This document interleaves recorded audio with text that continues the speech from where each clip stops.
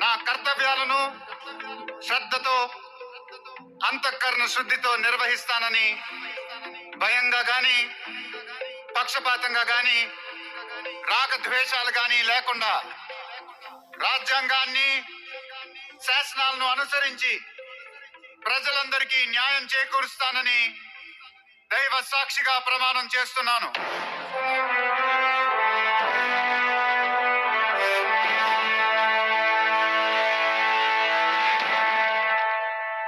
శాసనం ద్వారా నిర్మితమైన భారత రాజ్యాంగం పట్ల నిజమైన విశ్వాసం విధేయత చూపుతానని భారతదేశ సార్వభౌమాధికారాన్ని సమగ్రతను కాపాడతానని